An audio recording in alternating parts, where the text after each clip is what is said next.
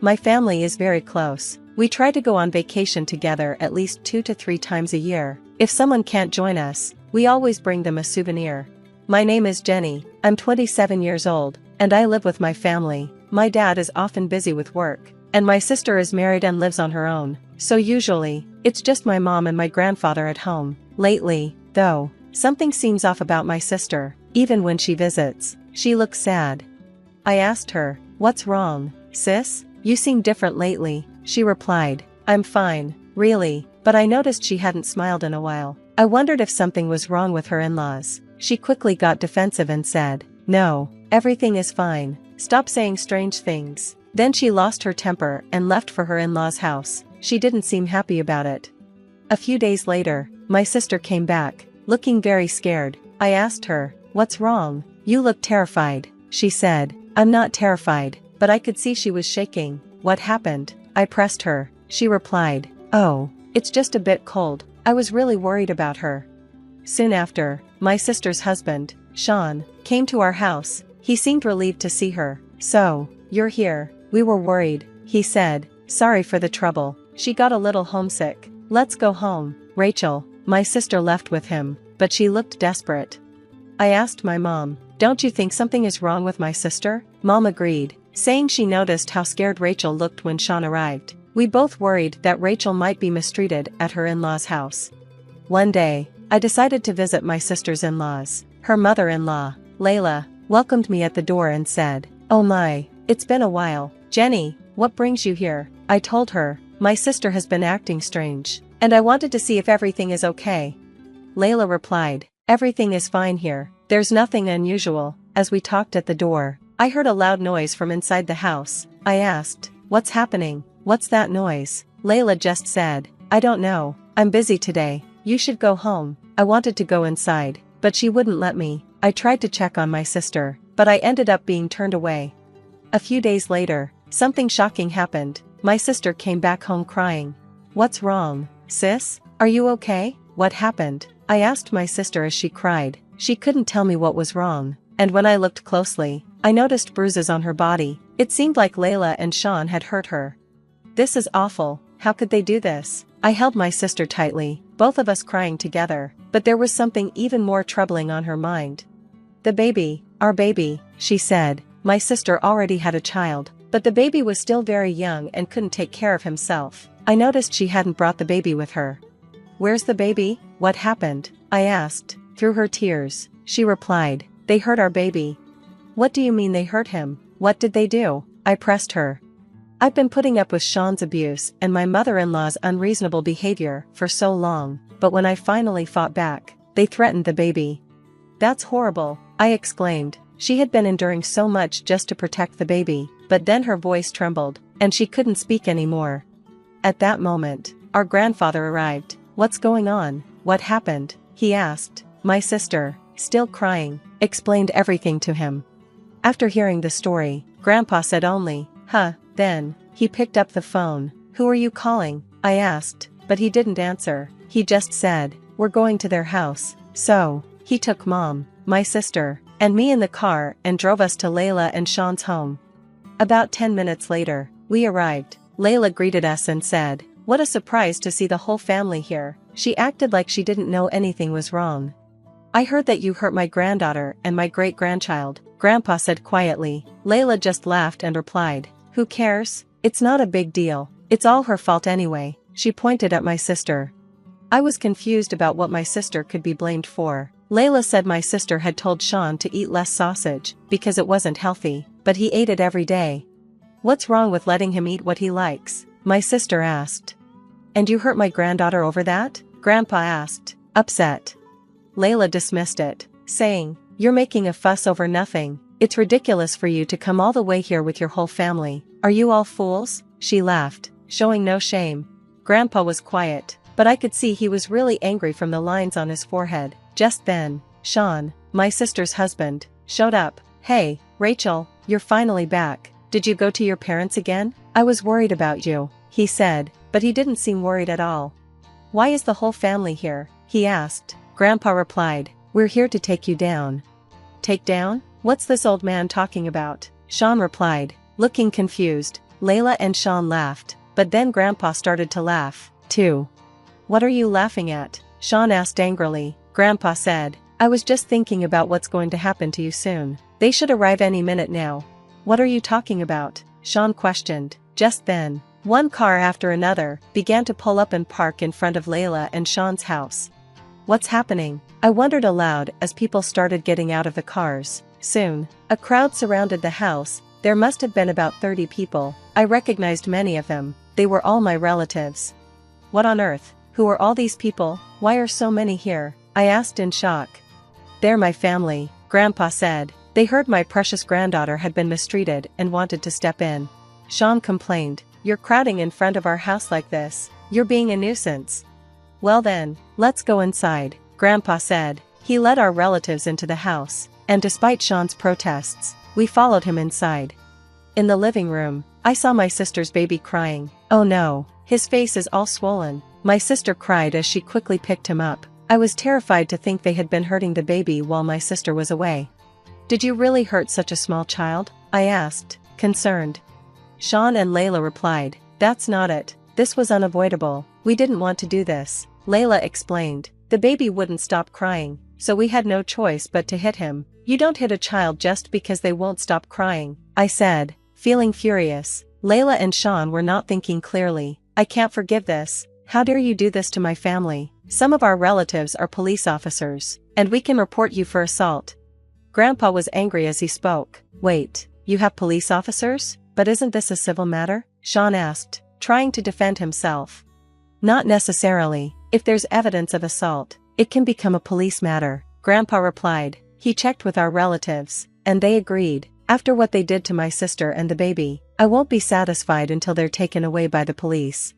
But Layla and Sean kept making weak excuses. There's no need to push this hard. We just need to make sure this doesn't happen again, Layla said, her voice shaking. It seemed she realized how serious this was. Rachel, say something, Sean pleaded. We didn't do anything wrong, did we? It was just a little rough handling. My sister stayed quiet and looked down. Hey, say something, Rachel, we're married, right? Help me out here, Sean yelled. Grandpa stepped in front of my sister, angry. How dare you talk to my granddaughter like that? He shouted. Sean tried to argue, but Grandpa stood his ground.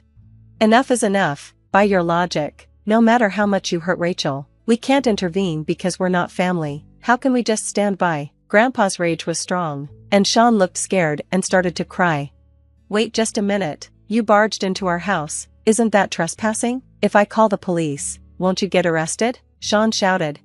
We're willing to face any punishment for that, Grandpa said firmly, but you need to understand that what you're doing is much worse than trespassing. Wait, what are you saying? Layla started to cry. Suddenly, Layla charged into the crowd of relatives. What do you think you're doing? She shouted. As Grandpa tried to stop her, Layla lunged at my sister. What were you thinking? Calling all these people? You're causing us problems. Go home now. Layla shook my sister by the shoulders. Fix this right now.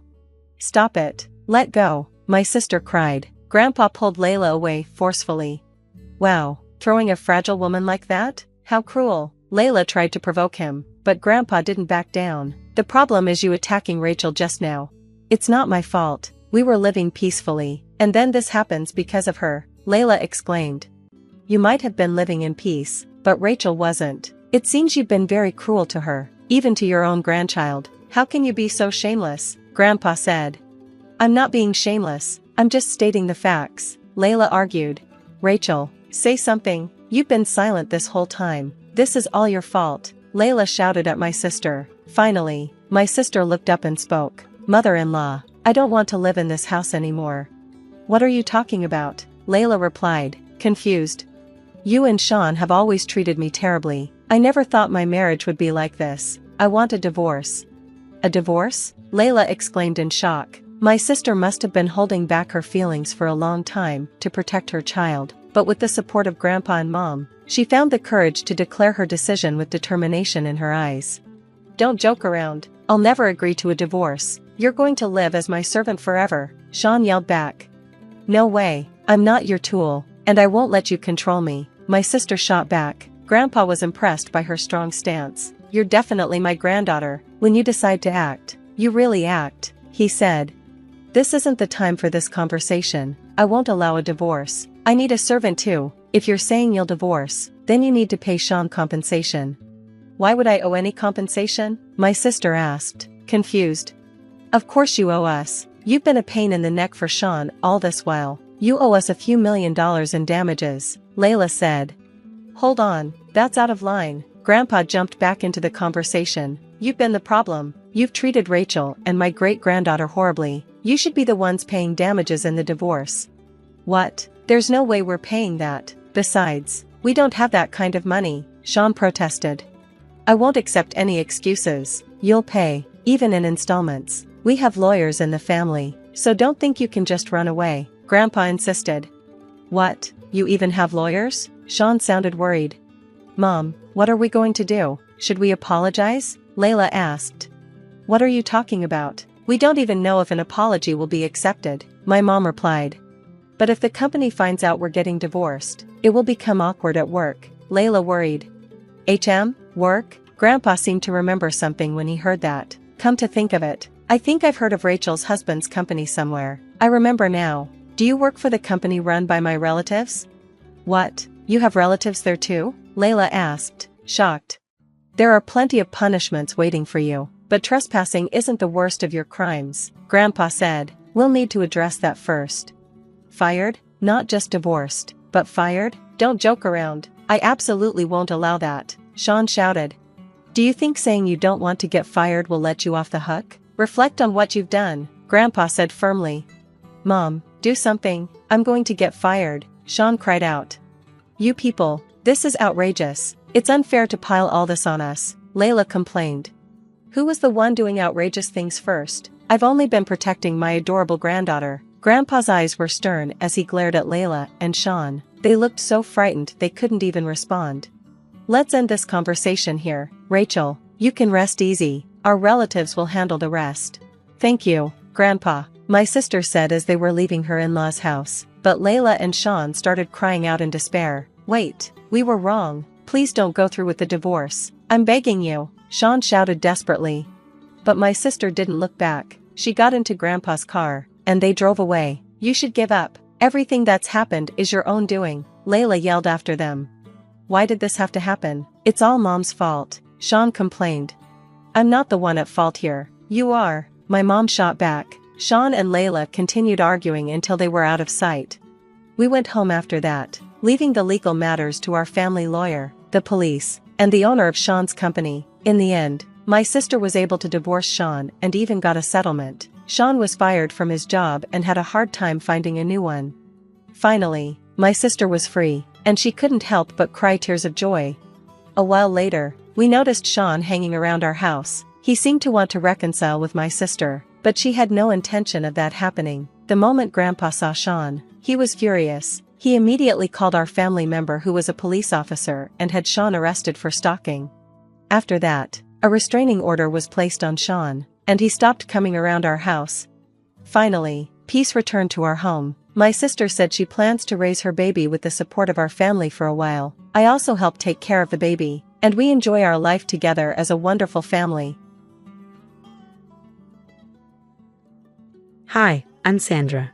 Growing up in a family where the scales always seemed tipped was never easy. My brother David was the golden child, the one who could do no wrong in our parents' eyes.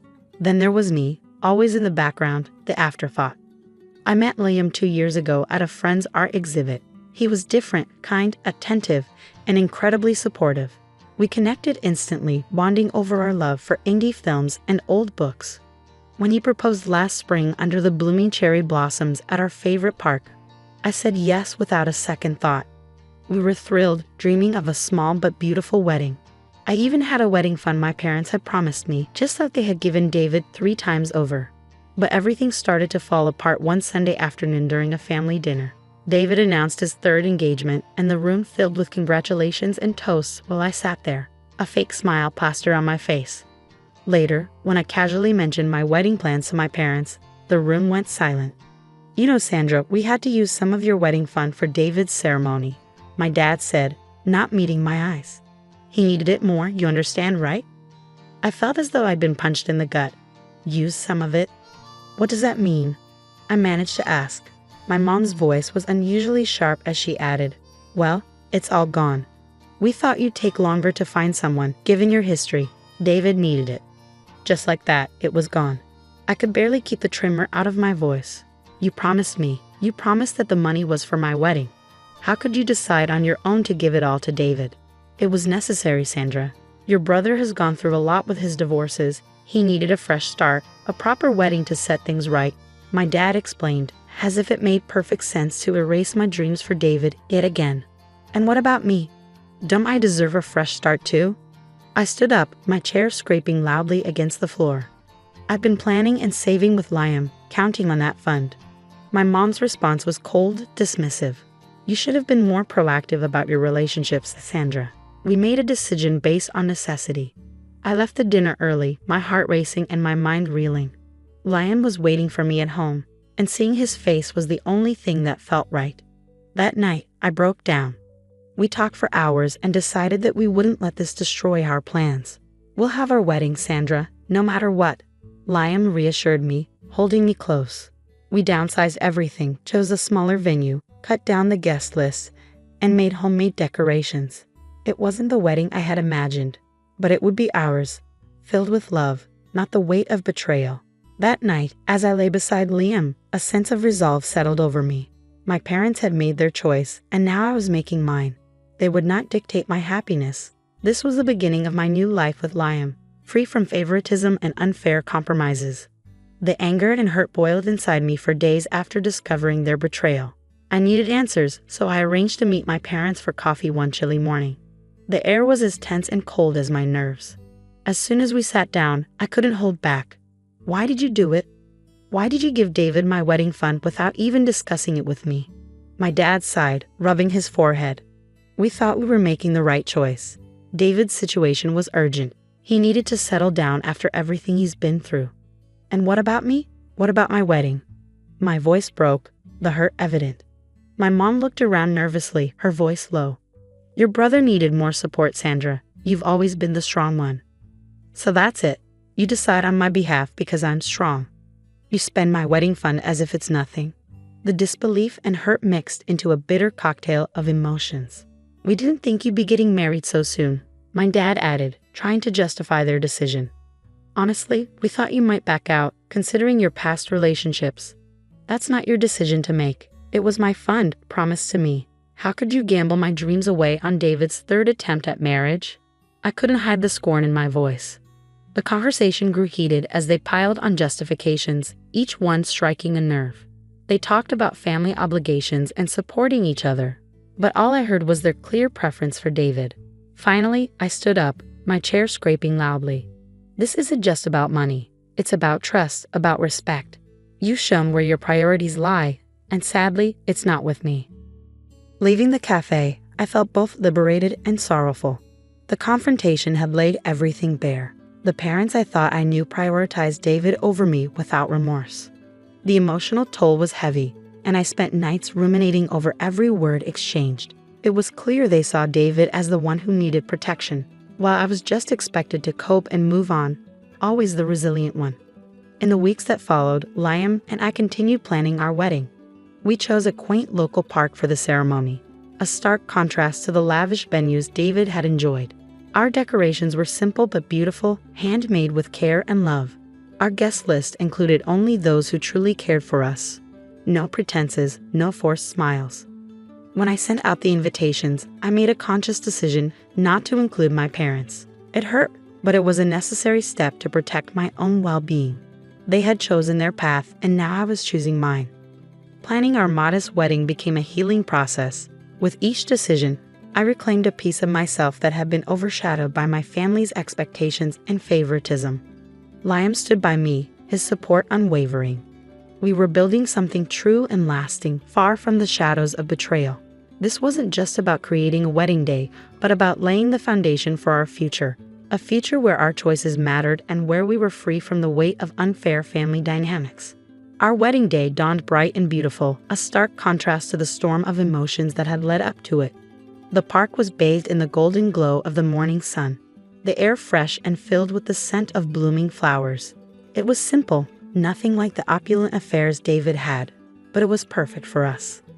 Liam and I had chosen every detail with care, from the wildflowers that lined the makeshift aisle to the gentle acoustic music that played in the background. Our friends and a few family members gathered, their faces bright with genuine happiness and love. There were no ostentatious displays, no unnecessary pomp, just a heartfelt celebration of two people committing to each other. As I walked down the aisle, my heart was full. I glanced at Liam, and the look in his eyes told me everything I needed to know. We were doing this right. Our vows were promises of support and companionship, spoken from the heart. When we kissed, the applause from our small group of guests felt like the sweetest music. We spent the day laughing, dancing, and sharing stories. The reception was a joyous, intimate gathering with homemade food and decorations that our friends helped create. It was a true reflection of who we were as a couple, not just a spectacle for the sake of others. Later, as we shared our wedding photos online, the reactions were immediate and overwhelmingly positive. Friends and distant relatives congratulated us, celebrating the happiness that shone through every picture. However, not everyone was pleased. When my parents saw the photos on social media, their reaction was a mix of shock and fury. They hadn't expected to be excluded, despite everything that had transpired. How could she not invite us to her own wedding? My mother's text read, brimming with indignation and hurt. After everything we've done for her. My father's response was colder and more cutting. Ungrateful. After all the years of support, clearly she's chosen her path. Their messages were a jarring note in our otherwise perfect day, but I had expected them and was prepared. With Liam's hand in mine, I felt strong enough to face the fallout. The next family gathering was tense as news of our decision spread. Whispers and sideways glances followed me whenever I entered the room. Some family members approached, questioning why I hadn't included my parents and hinting at the need for family unity. But as I explained my reasons, with Liam and those who understood supporting me, I felt a resolve within myself. This was about setting boundaries, about respecting our own needs and happiness above toxic family expectations. Despite the backlash, there was also an unexpected outpouring of support. Several cousins and aunts reached out privately, expressing their understanding and sharing their own stories of dealing with family pressures. It was comforting and reaffirming, a reminder that we weren't alone in our struggle for independence and respect. As the days turned into weeks, the initial shock from my parents faded into a strained silence. They made no further attempts to confront me directly, perhaps finally realizing the depth of their mistake. Liam and I moved forward, our bond strengthened by the trials we have faced together. Our wedding wasn't just a ceremony, it was a declaration of our commitment to live on our terms, free from the shadows and expectations that had long clouded my life. It was our first step into a future where our choices and our love were the only things that truly mattered. A few weeks after our wedding, during a routine phone call, the tone shifted abruptly. My mom's voice was strained, laced with a faint casualness. "You know, Sandra, your father and I have been thinking. It's not right what happened. We should have a proper family wedding. A big one where we can invite everyone." I paused, letting the request sink in. Mom, Liam, and I are already married. We had our wedding, the one we wanted. But that was just a tiny thing, she pressed. We're talking about something significant, where we can celebrate with all our friends and family. Think about your father, how much it would mean to him. The conversation took a darker turn when my dad came on the line, his voice unusually somber. "I've been feeling very unwell lately, Sandra. The doctor mentioned stress could be aggravating my heart. Not seeing you get married properly is taking its toll." The guilt trip was palpable, making my heart race with a mix of anger and sadness. I knew this game. Their manipulation had shaped much of my life. But this time, I was no longer the child they could sway with guilt. "Dad, I'm sorry you're feeling unwell, but our wedding has already happened. It was real and meaningful to us. You choosing not to support us beforehand doesn't give you the right to demand a redo now." There was a heavy pause on the line, then my mother's voice, sharper this time. "You're being very selfish, Sandra. After all we've done for you, this is how you repay us? By embarrassing us in front of our friends?" The old me might have caved, apologized, and tried to mend things, but I had grown, fortified by Liam's love and the support of true friends. "No, Mom. What's embarrassing is using your daughter's wedding fund for your son's third marriage without a second thought. Liam and I are happy with how we celebrated our love. and that's all that matters." The call ended abruptly, their words hanging in the air like a bitter aftertaste. I knew this wasn't the end of it, but I felt a newfound strength within me. I wasn't the same person who once feared their disapproval. Days later, a letter arrived, formal and cold. It was an invoice detailing every expense my parents had ever incurred on my behalf, from school fees to the smallest of loans. At the bottom, a note read, "Since you've chosen to exclude us from your life, we believe it's fair you assume these costs." Liam and I laughed hollowly over the absurdity of the document. "Are they serious?" he asked, eyebrows raised. "It's just another manipulation tactic," I said, ripping the letter in half. "But it won't work this time." We decided together that it was time to cut ties officially. I drafted an email, clear and firm, outlining why I was distancing myself from them. It highlighted their lack of respect for my autonomy and their continuous attempts to manipulate my emotions. After sending the email, I felt a surge of freedom mixed with inevitable sadness. It wasn't just about separating from my parents, it was about reclaiming my life. In the weeks that followed, the air around us seemed clearer, our decisions unclouded by guilt or obligation. We were building a life on our own terms, and every small victory felt like a triumph. Their demands for a second wedding and their manipulations had only strengthened my resolve. Liam and I were united, our foundation built on mutual respect and understanding, not on the shifting sands of familial approval. This chapter of my life was about standing firm in my beliefs, about not letting guilt and manipulation dictate my choices. It was about living a life true to myself, and that was the greatest freedom I could have ever claimed. The weeks following my decision to formally distance myself from my parents were filled with a profound, liberating silence.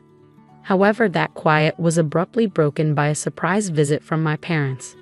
One afternoon, they showed up at our doorstep unannounced, their faces a mix of determination and feigned concern. "Sandra, we need to talk," my mom said, stepping forward as if to embrace me. I held up my hand, stopping her mid-stride. "There's nothing left to discuss," I replied firmly. "You received my email. I meant every word." My dad's expression hardened. "We're still your parents, Sandra. You can't just cut us out like we mean nothing. I gave you both every chance to be part of my life in a respectful, supportive way. You chose not to take those opportunities," I said, my voice steady despite my racing heart. "What you call meaning nothing is actually me setting boundaries." They attempted to argue, to plead their case, but I was resolute. Liam and I deserve to live in peace without manipulation and guilt-tripping. This is my final decision. The confrontation reached its peak with a clarity that felt almost surreal. "Mom, Dad, I wish things were different, but they aren't. Please respect my wishes and do not contact me again." I stated the finality in my voice, mirroring the closure I sought. After a few moments of tense silence, they left, and with their departure, I felt a weight lift. I blocked their numbers, their emails, and all social media connections. It was a drastic step, but a necessary one that marked the beginning of a truly independent life. In the months that followed, Liam and I thrived. We decorated our small apartment, celebrated each other's successes, and supported one another through challenges. Life without the constant stress of familial expectations was lighter, more joyful. We often spent evenings talking about our dreams and the future we were building together. Each conversation, each plan we made, was a stitch in the new fabric of our life, one untainted by the shadows of the past. One evening, as we sat watching the sunset from our balcony, Liam took my hand. "Do you ever regret it, cutting ties?" he asked gently. I squeezed his hand, my heart full of peace. "No, because it led us here, to this moment, to a life where we are respected and loved for who we are, not for what we can give." Reflecting on everything, I realized the importance of choosing one's own path. It wasn't just about escaping toxicity. It was about honoring oneself, about living a life filled with genuine love and respect. I learned that sometimes the hardest decisions are the most necessary, and that true happiness often requires us to stand firm against the very forces that claim to love us the most. Liam and I planned trips, explored new hobbies, and built a community of friends who shared our values. We were no longer defined by my familial past, but by the choices we made each day. As I share this story, I hope it serves as a reminder that while family can be a source of great love and support, it should never come at the cost of our self-respect or happiness. Independence isn't just about physical distance, it's about emotional and mental freedom. the kind that allows us to be truly ourselves. Thank you for being part of my journey. Your support means the world. Remember, always choose a path that respects and uplifts you. Stay true, stay bold, and never settle for less than what you deserve. This brings us to the end of Sandra's story. Now, I'd like to hear from you. Do you think Sandra was right to cut ties with her family to preserve her well-being and happiness?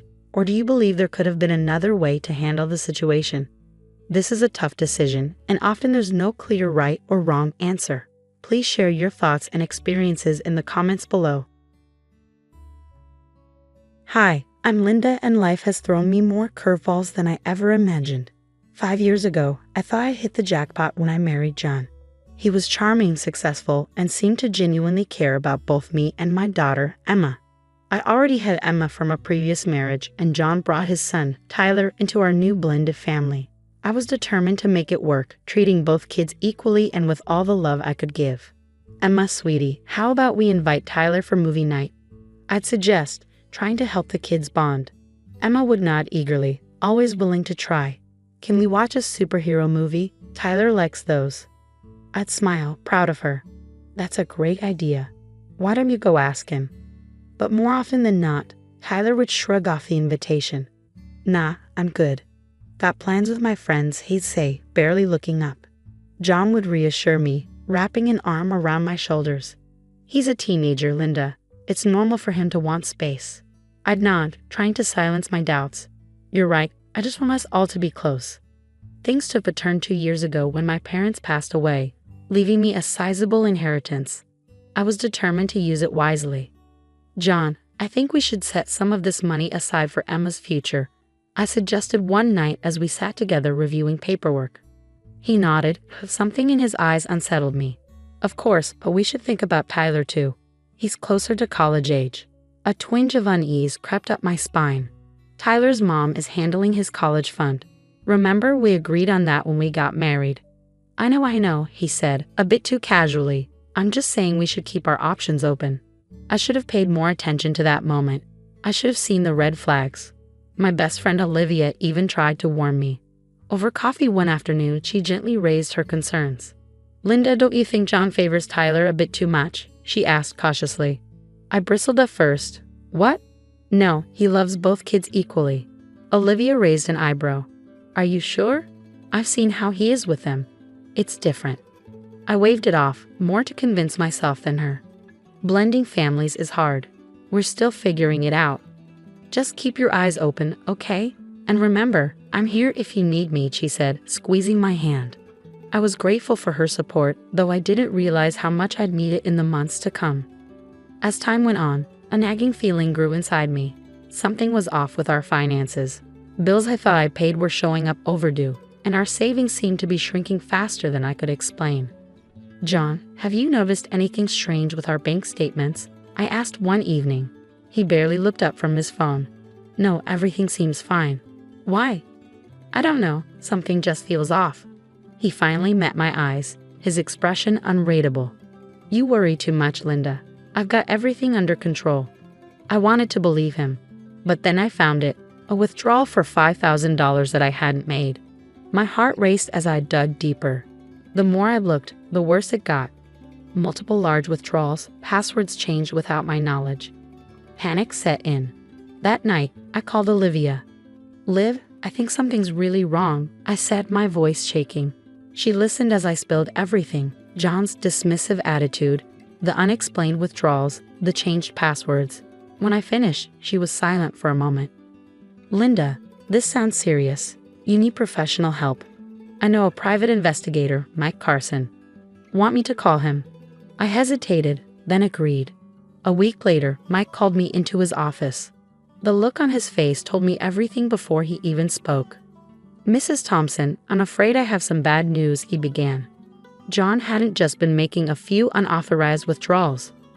He'd been systematically draining our joint account, transferring large sums to an account in Tyler's name. Mike slid a document across the desk. I stared at it, struggling to process what I was seeing. Money meant for both our children's futures, money from my inheritance. There's more, Mike continued. John told Tyler this money was a gift for his future.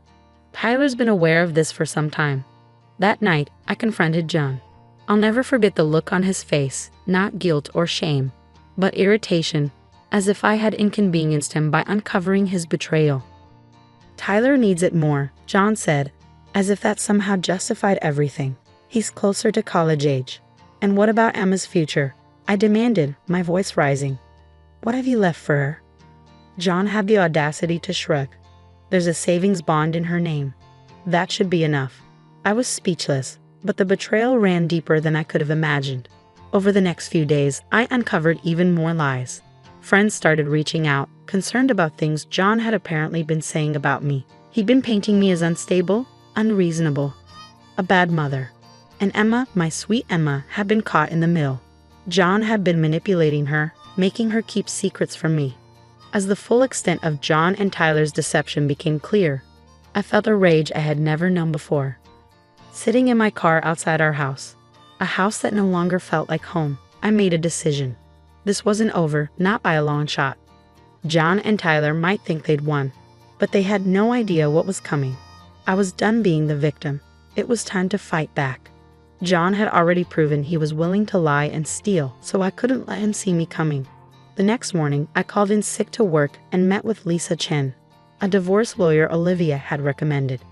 Based on what you've told me, Linda, we have a strong case for financial fraud, Lisa said, her eyes sharp behind her glasses. But we'll need ironclad evidence. Can you access all your financial records? I nodded, determination hardening inside me. I'll find a way. At home, I played the role of the dutiful wife, pretending I'd moved past my suspicions. John bought it hook, line, and sinker. I'm glad you've come around, honey, he said one night, kissing my cheek. I knew you'd understand eventually. I forced a smile, bile rising in my throat. Of course, dear. I trust you. Meanwhile, I was gathering evidence as if my life depended on it. I reached out to my company's IT department, spinning a story about a personal project. Hey Sarah, chirped Alex, our resident tech whiz. What can I do for you? I'm working on tracking some old transactions for a side gig, I lied smoothly. Any tips on how to trace digital money transfers? Alex's eyes lit up. Oh, I've got just the tools for that. Let me show you. Armed with Alex's tech know-how, I dug deeper into our finances. The more I uncovered, the worse it got. John hadn't just been stealing from me, he'd been cooking the books at his own company too. That night, I anonymously tipped off John's company about the embezzlement. This wasn't about revenge, it was about justice. A few days later, all hell broke loose. John came home in a panic, his face ashen. Sarah, we need to talk, he said, his voice shaking. I steel myself. This was it. Yes, we do, John. He launched into a frantic explanation about misunderstandings and mistakes, begging for my help to cover his tracks. But I'd had enough of the lies. Stop, John, I said, my voice cold. I know everything. The money you stole from our account, from my inheritance, the lies you've been telling about me, the way you've manipulated Emma, and now your little embezzlement scheme at work. John's face crumpled. He fell to his knees, grabbing my hands. Sarah, please, I'm so sorry. I'll make it right, I swear. We can fix this together. I pulled my hands away. Fix this, John. You've stolen our daughter's future. You've lied to my face for months. You've tried to turn our friends against me. There's no fixing this. But I love you, he pleaded, tears in his eyes. We can start over. Please just give me another chance. No, John, I said, my voice steady. It's too late for that. We're done. As I walked away, I felt a weight lift off my shoulders. The road ahead would be hard. But for the first time in months, I could see a future where Emma and I were free from lies and betrayal. The next few weeks were a whirlwind. I remember sitting at the kitchen table, Emma working on her homework beside me, when my phone buzzed with a news alert. Local accountant under investigation for major fraud. The headline screamed at me.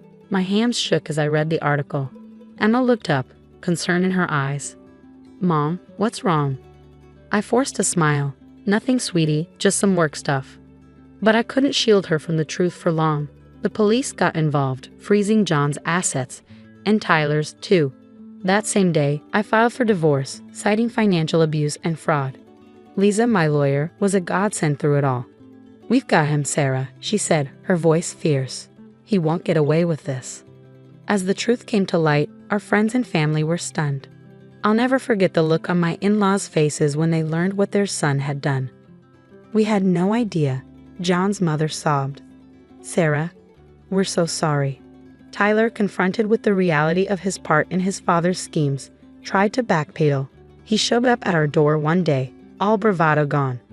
"Sarah, I swear I didn't know where the money was coming from," he pleaded. I just shook my head. "Save it, Tyler. You're old enough to know right from wrong." The hardest part was telling Emma. We sat her down one evening and I explained as gently as I could about her father's betrayal. "But why, Mom?" she asked, tears streaming down her face. "Why would Dad do this?"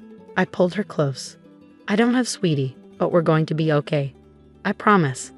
I enrolled Emma in therapy to help her cope with the upheaval. 2 years later, life looks very different. I'm thriving in my career, having earned a promotion last month.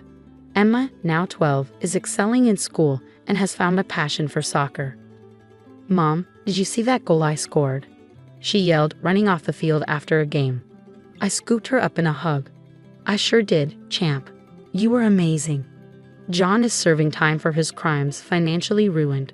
I've heard through the grapevine that Tyler is struggling, working a minimum wage job and living with his mother. As for me, I feel vindicated, stronger than I ever thought possible. Emma and I have built a stable, loving home, free from the toxic influences of our past. Looking back on this journey, I realized that while the betrayal nearly broke me, it also revealed my resilience. Emma and I faced the storm together, and we've come out stronger on the other side. Our future is bright, filled with love, trust, and endless possibilities. And that's a happy ending I never saw coming. Now I have a question for you. If you were in my shoes, would you have given John a second chance? Or do you believe some betrayals are too deep to forgive, even when it comes to family? Share your thoughts in the comments below. Hey everyone, I'm Margaret, 25 years old and an aspiring artist. Never in my wildest dreams did I imagine I'd be sharing a story about how my own grandmother tried to burn me with boiling water. But here we are. It all started 2 years ago when my mom, Sarah, passed away. She was my best friend, my rock, and losing her felt like a piece of my soul had been ripped out. The only thing that gave me comfort was the beautiful collection of jewelry she left behind. Each piece carried a memory, a story. After Mom died, I stayed in the family home with my grandma, Martha. At first, it was comforting, like having a small part of Mom still with me. But things started to get strange when Frank entered the picture. "Margaret, dear, have you met Frank? He's such a gentleman," Grandma said one day, smiling brightly. I forced a smile back. "Nice to meet you, Frank." Frank, a charming 60-year-old widower, started visiting more frequently. I wanted to be happy for Grandma, but something about him just didn't sit right with me. My best friend Zoe noticed too. One afternoon, over coffee, Zoe said, "Liv, don't you think it's time you got your own place? Your grandma's acting like a teenager with this Frank guy." I sighed. "I know, but I can't just leave her. Besides, all of Mom's stuff is still there." Zoe gave me a knowing look. "Your mom would want you to live your life, not babysit your grandma." She had a point, but I felt like I needed to stay. Work was my only escape. I've been doing graphic design at a small firm, trying to save up for art supplies. That's when I met Ethan. "Hey Margaret, check out this design I'm working on," Ethan called out one day. I leaned over, catching a whiff of his cologne. "Wow, that's amazing. I wish I could create like that." He smiled. "Are you kidding? Your work is incredible. You should really think about doing your own art full-time." I blushed a little flutter in my chest. Ethan saw the artist in me that I was trying to bring out, but every time I thought I was moving forward, something at home pulled me back. Like when I met Frank's son, Derek, at a family dinner. "So Margaret," Derek said, glancing between me and his dad. "How long have Frank and your grandma known each other?" I shrugged. "A few months, I guess." "Why?" His expression tightened. "No reason. Just curious." His tone made me uneasy, but before I could ask more, Grandma burst into the room. "I have wonderful news, everyone," she exclaimed, beaming. "Frank and I are getting married." The room fell silent, and it felt like I'd been punched in the stomach. "Married? Grandma, isn't this a bit sudden?" I asked, shocked. She waved me off. "Oh, pish posh. When you know, you know." As everyone congratulated them, I couldn't shake the growing dread. Something was very wrong, and I had no idea how bad it was about to get. In the weeks following Grandma's engagement announcement, everything spiraled into chaos. One afternoon, I overheard her on the phone, her voice tense. "I'll get the money, I promise. Just give me more time." When I asked her about it, she snapped at me. "It's none of your business, Margaret. Can't an old woman have some privacy?" I backed off, but my suspicions only grew. Then things got worse. I noticed that Mom's antique locket was missing from my dresser. "Grandma, have you seen Mom's locket?" I asked, trying to keep calm. She avoided eye contact. "Oh, that old thing. I must have moved it while cleaning. Don't worry about it." But I was worried. I called Zoe in a panic. "Zoe, I think Grandma's up to something shady. Mom's jewelry is disappearing, and she's acting all secretive about money." Zoe paused. "That doesn't sound good. Liv, want me to dig around?" A few days later, Zoe called with some disturbing news. "Liv, you're not going to like this. Your grandma's drowning in debt. And that Frank guy? He's been known to cozy up to wealthy widows and disappear with their money." My stomach dropped. "Oh God, Zoe, what do I do?" She replied, "Keep your eyes open. We need solid proof." For the next week, I watched Grandma closely. The final straw came when I saw her sneaking out early one morning with Mom's jewelry box tucked under her arm. I followed her to a shady pawn shop, and there she was, selling off piece after piece of my mother's jewelry. I couldn't hold back any longer. "Grandma, what are you doing?" I shouted as I burst into the shop. She turned, guilt and anger flashing across her face. "Margaret, you followed me. How could you?" "That's Mom's jewelry. It's all I have left of her." I cried, my voice trembling with hurt and anger. Her eyes hardened.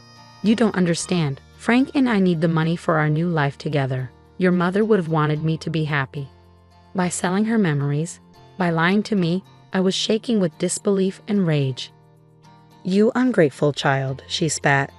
"After everything I've done for you." She grabbed a kettle of boiling water from behind the counter. Before I could react, she hurled it at me. Searing pain exploded across my arm and shoulder, and I screamed, stumbling backward into a glass display case, the shattering glass mixing with my cries of agony. I looked up at Grandma's face. There was no concern, no regret, just cold, hard anger. As I crumpled to the floor, clutching my burned arm, one thought crystallized in my mind. The grandmother I had known and loved was gone. In her place stood a stranger, someone who had shattered the last shred of trust between us. The pawn shop owner rushed back in, yelling about calling an ambulance, but my focus was on Grandma Martha, gathering up the jewelry with trembling hands. In that moment, as the searing pain threatened to pull me under, I made a silent vow. This betrayal wouldn't break me. It would be the fuel I needed to reclaim my life and my mother's legacy, no matter the cost. The next few weeks were a blur of hospital visits, police reports, and tears. The burns on my arm and shoulder were healing, but the emotional scars, those ran deep. Zoe was my rock. "You're staying with me," she insisted, helping me pack up my things from Grandma's house. No arguments. I didn't have the energy to fight her. As we loaded the last box into Zoe's car, Grandma Martha came out, her voice trembling. "Margaret, please, can we talk?" I couldn't even look at her. "There's nothing to talk about. You made your choice." A few days later, I got a surprising call from Derek, Frank's son. "Margaret, it's Derek. I heard what happened, and I'm so sorry. There's something you need to know about my dad." We met at a coffee shop, and Derek laid it all out. Frank had a history. Charming wealthy widows, draining their bank accounts and disappearing without a trace. Grandma Martha was just his latest target. "I've tried to stop him before," Derek said, his voice heavy with guilt. "But he always weasels out of it. Maybe this time, with your help, we can finally put an end to it." I hesitated. I'm not sure I can handle any more drama. But Zoe, ever the fighter, wasn't about to let it go. "We can't let them get away with this, Liv. We need a plan." Over the next week, we devised a scheme. Derek would play along with Frank's plan, pretending to help with the wedding, while we worked with the pawn shop owner to set up a sting operation. "I feel bad for ratting out your grandma," the pawn shop owner admitted when we approached him. "But what she did to you, that ain't right." As we fine-tuned the plan, Ethan was my steady support. He'd come over after work, bringing food and offering a shoulder to lean on. But I found myself pulling away. The fear of being hurt again was overwhelming. One night, as we sat on Zoe's couch, Ethan reached for my hand. I flinched. "Liv, talk to me," he said, his voice pleading. "What's going on in that head of yours?" I couldn't meet his eyes. "I'm sorry, Ethan. I can't. Everyone I've trusted has betrayed me. My own grandmother tried to." I choked up, unable to finish the sentence. Ethan's voice was soft. "I'm not them, Margaret. I would never hurt you like that." "That's why I thought about Grandma too," I whispered. The hurt in his eyes was clear, but he didn't push. "I understand. Just know I'm here. Okay, whatever you need." The day of the sting operation arrived. We had set up hidden cameras in the pawn shop and wired Derek for sound. The plan was for him to bring Grandma Martha and Frank to the shop under the pretense of selling family heirlooms to fund the wedding. I watched from a distance as they entered the shop. Grandma clutched her purse tightly, and Frank's arm was draped around her shoulders. But even from where I stood, I could see the predatory glint in his eyes. As the door closed behind them, I took a deep breath. Whatever happened next would change everything. I just hoped we were ready for it. The day of reckoning finally arrived, and I stood in the back of the packed courthouse, heart racing as the judge read out the verdict. Frank's smug smile vanished as the words "guilty on all counts" echoed through the room. After the trial, I left my grandmother's house for the last time, finishing the final bit of packing. As I glanced up, I saw Grandma watching from the window. Our eyes met briefly before she quickly drew the curtains. That was the last time I ever saw her. With the nightmare behind me, I threw myself into my art. The pain, the betrayal, the healing, it all poured out onto my canvases. Ethan was by my side through it all. One night, as he studied my latest piece, he said, "These are incredible, Liv. You're turning your pain into something beautiful." I leaned into him, feeling safe for the first time in months. "I couldn't have done it without you." Zoe, always the unstoppable force, helped me set up my own studio. "This is just the beginning," she declared as we painted the walls together. "You're going to be huge, Liv. I can feel it." And she was right. My first small exhibition sold out in a week. Then came a feature in a local art magazine, and before I knew it, galleries in the city were calling. The night of my exhibition opening, I looked around at the vibrant crowd, at my art lining the walls, and at Ethan smiling proudly from across the room. To new beginnings, I whispered to myself, raising my glass. And to the family we choose. The pain of betrayal had forged me into something stronger, something unbreakable. As I clinked glasses with my friends, I silently thanked the hardships that had led me here. They hadn't broken me, they had set me free. Now I have a question for you. If you were in my shoes, would you ever forgive Martha for what she did? Is there a line that, once crossed, makes reconciliation impossible, even with family? Share your thoughts in the comments below. Hey there, I'm Isabella, a 28-year-old marketing exec living in the suburbs of Chicago. I'm sitting in my favorite coffee shop, trying to focus on work, when my phone buzzes. It's my sister, Margaret. "Ezzy, can you watch the kids tonight?" "I have a late meeting," she asks. I smile, already knowing my answer. "Of course, V, you know I love spending time with Ethan and Safia." Margaret's voice cracks a little. "Thanks, sis. I don't know what I'd do without you." As I hang up, I can't help but think about how much has changed since Margaret's divorce. She's been struggling, and I've been doing my best to be there for her and the kids. Later that evening, I'm at her place, helping Ethan with his math homework while Safia colors nearby. The doorbell rings, and my stomach drops when I hear familiar voices in the hallway. "Mom? Dad? What are you doing here?" Margaret asks, surprised. I cringe, already knowing this won't go well. Our parents, Robert and Linda, are well-off real estate developers, always with a sense of superiority. They favored Margaret for years, but since her divorce, they've been relentless. "We came to check on our grandchildren," Mom says, her voice dripping with fake sweetness. I roll my eyes and prepare for what's coming. As they step into the living room, Dad's eyes narrow when he spots me. "Oh, Isabella, you're here too." "Yeah, just helping my sister," I reply, my voice laced with sarcasm. "You know, being supportive." Mom ignores me, her focus solely on Margaret. "Darling, we're worried about you." This divorce, it's not good for the children. Have you thought about reconciling with Mark? Margaret's face falls. Mom, we've been through this. The divorce is final. Mark and I aren't getting back together. Dad cuts in, his voice cold. You need to think about your reputation. The family's reputation. This divorce is a disgrace. I feel my blood boiling. Are you serious? Margaret's happiness doesn't matter. The fact that Mark was awful doesn't matter. Isabella, stay out of this. Mom snaps, blaring at me. This is why you're still single. No respect for family values. I bite my tongue, thinking about Jake, the amazing guy I've been dating for 6 months. If only they knew. As the argument escalates, I notice Ethan and Sophia looking scared. I kneel down beside them. Hey kiddos, how about we go get some ice cream? Their faces light up, and we sneak out the back door, leaving the chaos behind. As we walk to the ice cream parlor, I can't help but think about my own big news and how I'm going to break it to my family. Later that night, as I'm getting ready for bed, my phone pings. It's a text from Jake. Can't wait to see you tomorrow. Love you. I smile, my hand instinctively moving to my stomach. I'm pregnant, and I'm terrified of how my family will react. But as I drift off to sleep, I promise myself and my baby that no matter what happens, we'll be just fine. The next evening, I sit at the dinner table, Jake's hand squeezing mine under the tablecloth. My parents, Robert and Linda, sit at the head of the table, looking as uptight as ever. I clear my throat. So I have some news. All eyes turn to me. Here goes nothing. Jake and I, we're having a baby. Jake beams beside me. We're so excited, he adds, giving my hand another squeeze. The silence that follows is deafening, then all hell breaks loose. What did you just say?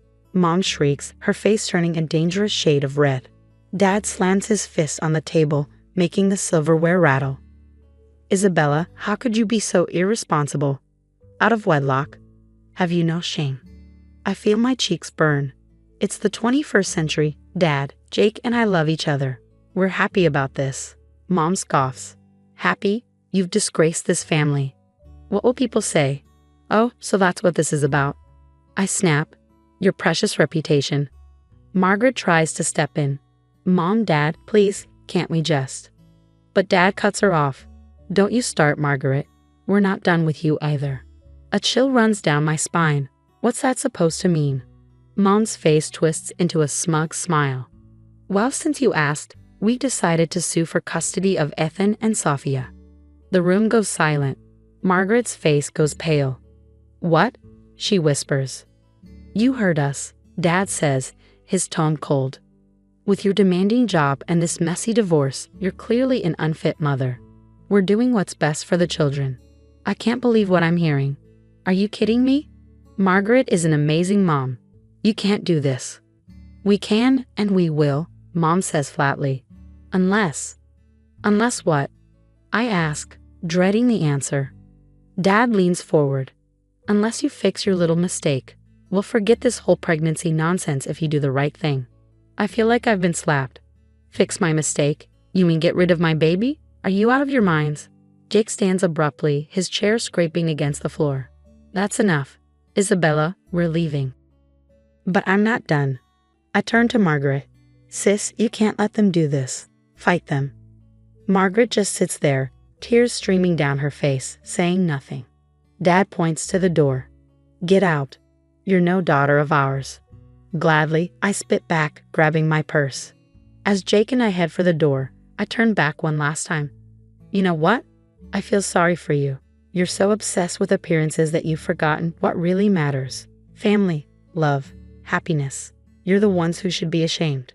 With that, we walk out, slamming the door behind us. Once we're in the car, the reality of what just happened crashes down on me, and I break down, sobbing uncontrollably. Jake pulls me into his arms. It's okay, Azzy. We've got each other. We've got our baby. That's all that matters. As we drive away from my childhood home, I realize he's right. This isn't the end. It's just the beginning of a new chapter, and I'm ready to fight for it. It's been a whirlwind few months since that disastrous family dinner. Jake and I found a cozy little apartment, and let me tell you, waking up next to him every morning makes all the drama worth it. Plus, this baby bump of mine is getting harder to ignore, in a good way. But it's not all sunshine and rainbows. Margaret's custody battle is in full swing, and it's really taking a toll on her. One afternoon, I stop by her place and find her surrounded by legal papers, looking like she hasn't slept in days. "Hey V, how are you holding up?" She looks up at me, dark circles under her eyes. "I'm hanging in there, barely." I plop down next to her on the couch. "Listen, I've been thinking. We need to fight fire with fire." "What do you mean?" she asks, confused. I take a deep breath. I hired a private investigator to look into Mom and Dad's business dealings. Margaret's eyes widen. "You did what?" "Hear me out," I say, leaning in. "The PI found some interesting stuff. Embezzlement, offshore accounts, property flipping schemes." As I fill her in on the details, Margaret's jaw drops lower with each revelation. "Holy, I can't believe it," she whispers. "Believe it, sis. Our dear parents aren't as squeaky clean as they pretend to be." Margaret shakes her head, still in shock. "But how does this help us?" I lean in closer, a plan forming in my mind. "Think about it. They're trying to paint you as an unfit mother. Well, how about we show the court who the real unfit guardians are?" A spark of hope flickers in Margaret's eyes. "You really think we can beat them?" "I know we can," I say confidently. "But V, you've got to be ready for a fight. No more sitting quietly while they steamroll over us. Are you with me?" For a moment, she hesitates. Then, straightening her shoulders, she nods. "I'm with you. For Ethan and Sophia. For all of us." We spend the next few hours plotting, our heads bent together over my laptop. As we work, I feel the baby kick, as if saying, "You've got this, Mom." That night, I drift off to sleep with my mind racing with plans and possibilities. Mom and Dad think they've got all the power, but they're in for one heck of a surprise. This mama bear is ready to roar, and I got the truth on my side. Maybe, just maybe, we'll save our family in the process, not the family they wanted us to be, but the family we choose to create. Strong, supportive, and real. The day of the custody hearing arrives, and I'm a bundle of nerves. My baby bump is now impossible to hide, and Jake has been my rock through it all. As we walk into the courthouse, I spot Margaret pacing nervously. "You ready for this?" I ask her. She nods, determination shining in her eyes. "Let's do this. For Ethan and Sophia." Inside the courtroom, the tension is thick. Mom and Dad sit there looking smug as ever. If only they knew what was coming. When it's my turn to testify, I take a deep breath and spill it all. "Your Honor," I say, my voice shaking but strong. "My parents aren't fit to raise a goldfish, let alone 2 children. They see kids as accessories, not human beings with needs and feelings." Mom's face turns purple with rage, but I keep going. I tell the court about the anonymous tip to the SEC about their shady business dealings. Then Margaret takes the stand, presenting evidence of how Mom and Dad tried to manipulate Ethan and Sophia, filling their heads with lies about their mother. With every word, the truth chips away at the perfect facade our parents have built. This time, we aren't backing down. The judge, thoroughly unimpressed with my parents, doesn't take long to make her decision. Custody remains with the mother, Margaret. This case is dismissed. The relief on Margaret's face is palpable, but the drama isn't over. As we leave the courtroom, 2 men in suits approach Mom and Dad. "Robert and Linda, we're with the Securities and Exchange Commission. You're under arrest for multiple financial crimes." Watching them being led away in handcuffs, I feel nothing. No joy, no sadness, just a sense of closure. Months pass, and life settles into a new rhythm. Jake and I welcome our daughter, Hope, into the world. Holding her for the first time, I make a silent promise to always put her needs first. Margaret throws herself into being the best mom she can be, seeing her with Ethan and Sophia. Laughing, playing, makes all the struggles worth it. Jake and I have a small, intimate wedding. No fancy frills, just love and our closest friends. Margaret is my maid of honor, of course. As for Mom and Dad, last I heard, they're facing years in prison. Their assets are frozen, their reputation in tatters. But honestly, I don't think about them much these days. One sunny afternoon, I'm sitting in our backyard, Hope napping in her bassinet. Jake's grading papers, and I can hear Margaret and the kids laughing as they set up for a barbecue. I think about how far we've come, the family I've created. Jake, Hope, Margaret, Ethan, and Sophia. It's not perfect, but it's real. It's built on love, support, and honesty. Penny for your thoughts, Jake says, smiling as he leans into me. I smile back, just thinking about how lucky we are. How sometimes the family you choose is stronger than the one you're born into. Couldn't agree more, he says, squeezing my hand. As the smell of the grill fills the air and the kids' excited chatter echoes in the background, I know this is what family should be. We've been through hell, but we've come out stronger. And the future? It's looking brighter than ever. Now I have a question for you. How far would you go to protect your loved ones from manipulative family members? Would you expose their illegal activities, even if it meant potentially destroying your family's reputation and sending your own parents to prison? Share your thoughts in the comments below. Hi, I'm Jenna. I had just turned 32 when I decided to buy my first house. A quaint little place with a cozy backyard, perfect for my 2 dogs. Buying this house wasn't just a financial step. It was my declaration of independence, my way of claiming control over my own life. The day of the housewarming came with a mix of excitement and nerves. I planned everything meticulously, wanting it to be a blend of fun and formality, a true milestone. My parents were the only family I invited, given the complicated dynamics of extending further. As guests arrived, the afternoon buzzed with laughter and conversation. I was in the middle of showing my college friend Lisa some renovation plans when the doorbell rang again. Expecting a neighbor or a late arriving friend, I opened the door with a smile, only to find my mom standing there with Carson and his daughter, Vanessa. Carson grinned, though it didn't reach his eyes, while Vanessa looked around my living room like she had just walked into a thrift store. "Jenna, darling, hope you don't mind us bringing a little extra company," my mom chirped, breezing past me without waiting for a response. For a moment, I was too stunned to speak. "Mom, I thought it was just going to be us," I finally said, my voice a mix of confusion and irritation. "Oh honey, I knew you wouldn't mind. Carson really wanted to see your place, and Vanessa's been excited to meet you," she gushed, as if she hadn't ignored my carefully curated guest list. As the party went on, I tried to push down the frustration, thinking maybe it could still be a good day. But I was wrong. I would have chosen a different color here. "This shade is so 2010, Vanessa said loudly, eyeing my living room with disdain.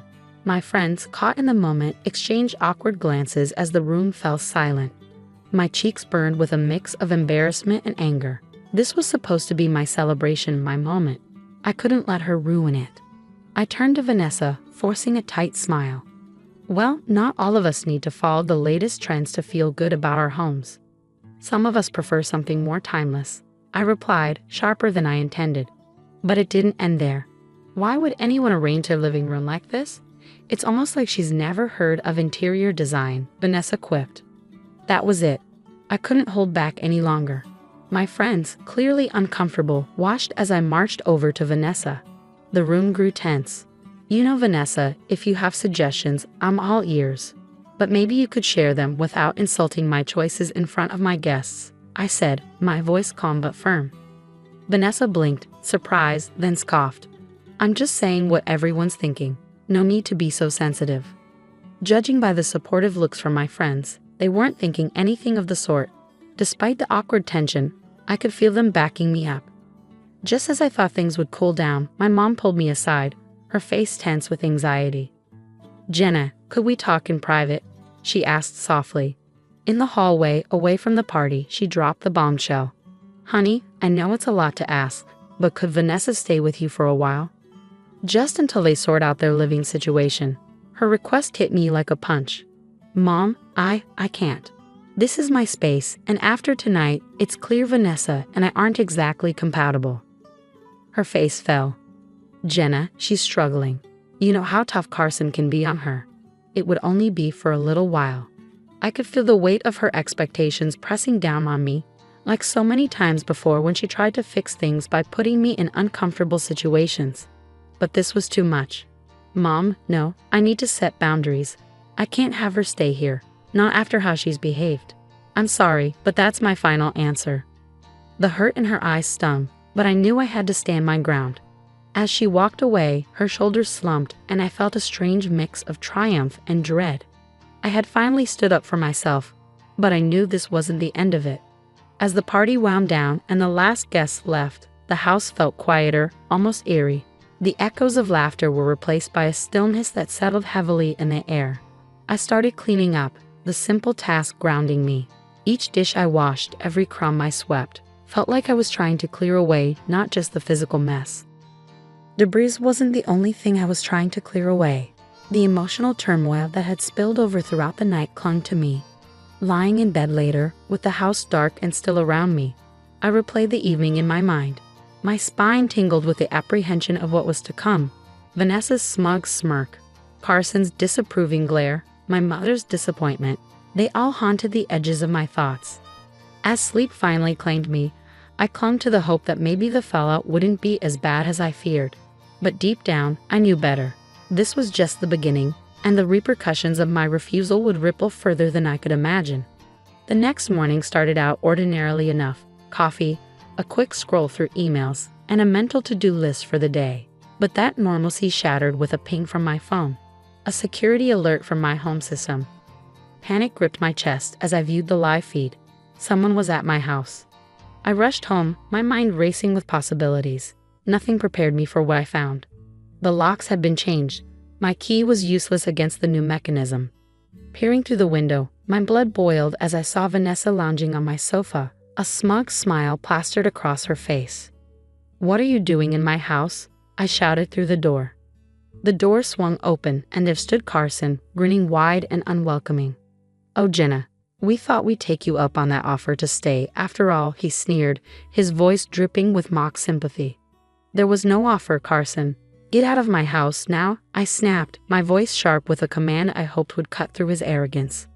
Carson leaned lazily against the doorframe, his posture relaxed in stark contrast to the rising anger in my voice. Now, Jenna, let's not be hasty. You wouldn't want to upset your mother, would you? You know how she feels about the police." His words hit their mark. Carson knew exactly how to manipulate the situation. My mother had a deep-rooted fear of the police, stemming from a traumatic incident in her past, and Carson wielded that knowledge like a weapon. But I couldn't let that stop me. This was my home, my sanctuary. Taking a deep breath, I pulled out my phone. "I'm calling the police, Carson. You can't just break into someone's house and change the locks." His smirk faltered, uncertainty flickering across his face as I dialed. Within minutes, the sound of sirens filled the street. The police arrived swiftly, their questions precise. Carson and Vanessa's attempts to spin the situation fell flat against the legal reality of their actions. "I have every right to secure my property," Carson argued, though his confidence waned under the officer's unimpressed gaze. "The locks were changed without permission, and she was not notified," an officer said, making notes in his book. The law was clear. Carson and Vanessa had no leg to stand on. The eviction was quick. Carson and Vanessa were escorted out, their protests muted by the firm instructions of the police. Watching them leave, I felt a mix of relief and sorrow. Relief that my home was mine again, sorrow for the inevitable fallout this would cause with my mother. As the police wrapped up their report, one officer lingered. "Are you going to be okay?" he asked, his tone kind. I nodded, though my heart was heavy. "Yes, thank you. I didn't have a choice." He offered a sympathetic smile before leaving. Once the door clicked shut behind him, I stood in the quiet aftermath. The house felt larger and emptier, the space that was almost taken from me suddenly overwhelming. I walked through each room, reaffirming my presence in the place that had been violated. The weight of the day pressed down on me, a reminder that the battles were far from over. Carson and Vanessa might be gone, but the repercussions would ripple through my family, possibly irreversibly. Yet despite the turmoil, a stubborn flame of defiance flickered within me. This was my home, and I would fight for it, no matter the cost. The silence of the evening was shattered by the sharp ring of my phone. My heart sank as I saw my mother's name flash on the screen. I braced myself for the inevitable conversation. "Mom," I answered, my voice barely above a whisper. "Jenna," she began, her tone thick with emotion. How could you do this to Carson and Vanessa after everything they've been through?" Her words cut deep. I struggled to keep my voice steady. "Mom, they broke into my house. They changed my locks. What was I supposed to do? Just let them take over my home?" "You could have handled it differently, Jenna. You know how I feel about the police," she replied, her voice trembling with a mix of anger and disappointment. Mom, I didn't have a choice. They left me no choice. This is my home, and I had to protect it, I said, frustration creeping into my tone. There was a long, heavy pause, the weight of her next words hanging between us. I can't believe this. I thought you understood, Jenna. I thought you cared more about your family. I do care, Mom, I whispered, but shouldn't my safety and my rights matter too? Why is it always about what I can do for others, never about what's right for me? The question tumbled out, years of suppressed feelings fueling my words. You just don't get it, do you? Her voice cracked, laced with a mix of anger and sorrow. I can't support this. I can't be part of it. My throat tightened. What are you saying? I asked, dreading the answer. I think it's better if we don't talk for a while. I need to think about all this. Her final words cut through the air before she ended the call, leaving behind a silence that felt like a void. The phone slipped from my grasp, clattering to the floor. My mother, my lifelong anchor, had cast me adrift over this. I sank into the couch, the soft fabric offering no comfort. Looking out the window, the night stretched on endlessly, and the once comforting contours of my home now felt alien, reshaped by the day's events. Thoughts swirled in my mind of family loyalty, manipulation, and the personal cost of standing up for myself. Was there another way I could have handled it? A path that wouldn't have led to this rift? As the night drew on, I wrestled with those questions. Manipulation wasn't just about coercion. It was about making someone feel guilty for holding their ground. Carson had used my mother's fears to control me, and now my mother was unintentionally doing the same with her disappointment. By dawn, a quiet resolve had settled over me. Protecting my emotional and psychological space was just as vital as defending my physical one. The rift with my mother was painful, but it was necessary for my growth. Standing in the stillness of the early morning, I knew that while the battle for my home was over, the journey to reclaim my life had just begun. As days turned into weeks, the sting of my mother's words faded into a persistent ache, a constant reminder of the price of my newfound autonomy. Her silence was deafening, but with each passing day, I found pieces of myself I hadn't realized I'd lost in the fray of family obligations. My home, once a battleground of invasion and conflict, began to transform back into the sanctuary I had envisioned. I repainted the living room, erasing the remnants of Vanessa's scornful remarks. With every stroke of the brush, I reclaimed my space. New locks, stronger and more secure, clicked reassuringly under my fingers, symbolizing the boundaries I was learning to set. In the solitude of my reclaimed home, I discovered a resilience I hadn't given myself credit for. Friends and neighbors, aware of the ordeal, rallied around me. Their support soothed the isolation my family's absence had left behind. Dinners, movie nights, and long walks with those who chose to stay by my side filled my days, reminding me that family isn't only about blood, it's about who stands with you when the ground falls away.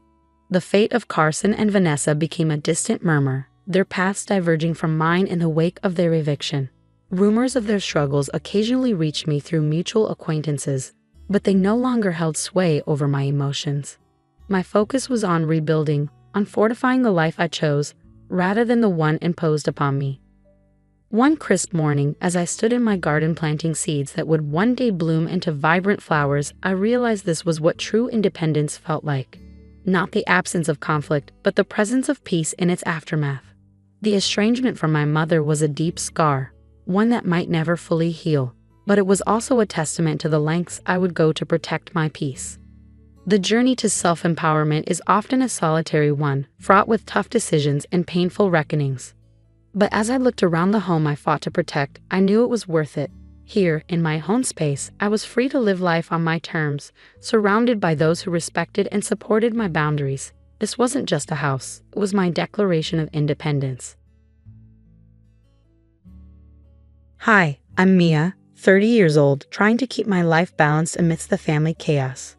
Growing up, I always felt like the backdrop in a play where my sister, Sophia, took center stage. Our mom has a way of making everything feel like an audition for her approval. And let's just say Sophia always got the lead role. It's not Sophia's fault though, she's been going through a tough time after her divorce. But somehow, mom uses this as a reason to put more pressure on me. Just last week, during our dreaded Sunday family dinner, mom slipped into her usual spiral. You know, Mia, maybe if you weren't so tied down, Sophia wouldn't feel so alone. It's not healthy for her to see you and him so settled. Her words were cold, aimed to sting, and I could feel them freezing me out. I don't understand why my marriage has anything to do with Sophia's happiness. Shouldn't we be supporting her and finding her own way? I tried to keep my voice even, but inside I was boiling. Oh, come on, Mia. Maybe loosen up a bit. Live a little, like Sophia. Take a break from him. She waved dismissively, as if my husband were some accessory I could toss aside. Mom, I'm not divorcing my husband just to make Sophia feel better. That's absurd. I finally snapped. Sophia, who had been quietly picking at her food, glanced up, her eyes flickering between us. You always do this, Mom shot back, her voice rising. You make everything about you. Think about your sister for once. The tension was thick, cutting through the air. But for once, Sophia spoke up. Actually, Mia has a point. Her voice was shaky but firm. I don't need her to be single to feel better. This isn't about me, is it, Mom? Silence filled the room. Mom's face tightened, her eyes narrowing as she turned to Sophia. So you're on her side now? The dinner ended in cold, clipped goodbyes. On the drive home, my husband reached over and held my hand, his silent support steadying me. But the weight of Mom's words sat heavy between us. After a long silence, he finally spoke, his voice careful. Maybe your mom has a point. If this keeps up, it could start affecting us. I sighed, watching the city lights blur outside the window. I know, but what can I do? She's my mom. I can't just cut her off, can I? He didn't answer, and we spent the rest of the drive lost in our own thoughts. The week after that disastrous dinner, tension was building like a storm. My phone buzzed incessantly with texts from Mom, each one more insidious than the last. Just heard from Janice, from book club. She saw him with someone at the cafe. They seemed close, too close. Thought you should know. I stared at the screen, disbelief turning into frustration. It was ludicrous, but the seed was planted, and that's all she needed. I needed answers, face to face. When I walked into Mom's house later that day, the air was thick with the scent of her rose candles, an ironic attempt at peace. She was in the kitchen, humming a tune, pretending nothing was wrong. Mom, we need to talk. My voice was firm. She turned, her face a picture of practiced concern. What's wrong, dear? Don't play dumb. The messages about my husband. Why are you spreading lies?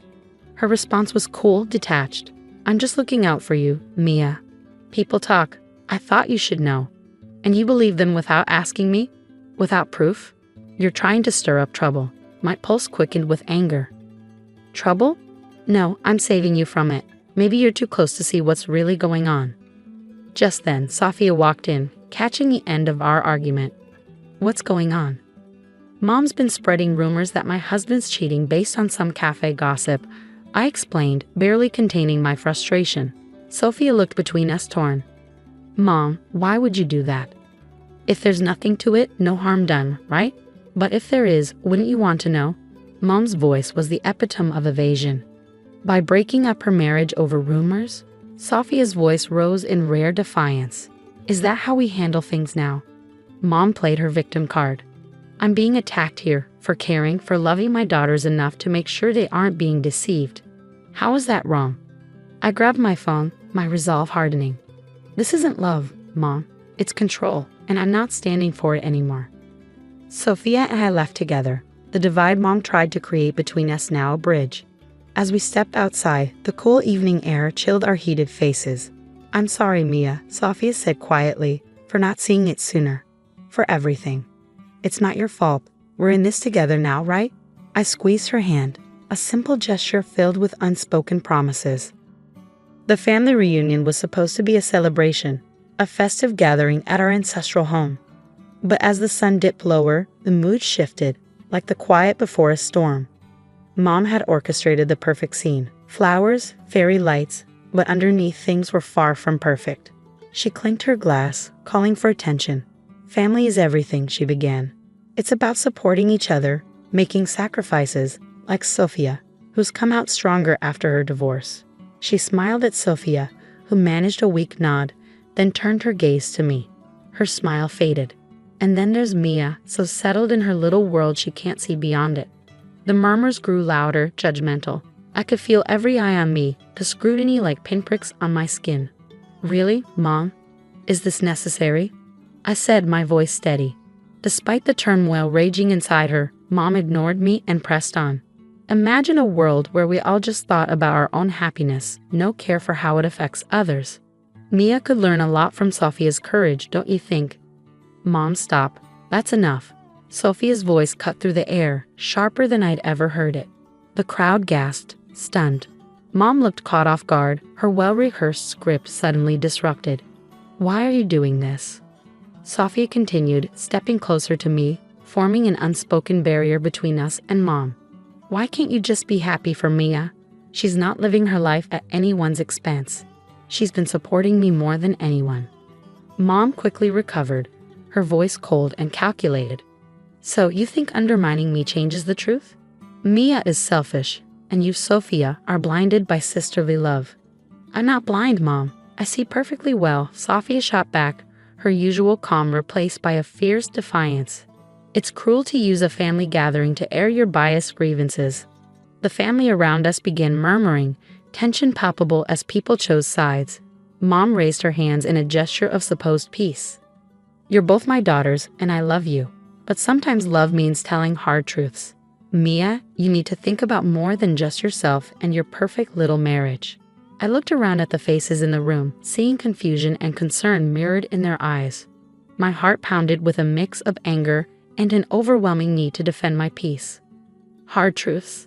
No, Mom, you're using your toxic assumptions and calling it love. This is manipulation, not concern, I said, my voice stronger than I expected. I won't let you tear down my life because you're unhappy with the way I live it. Silence followed.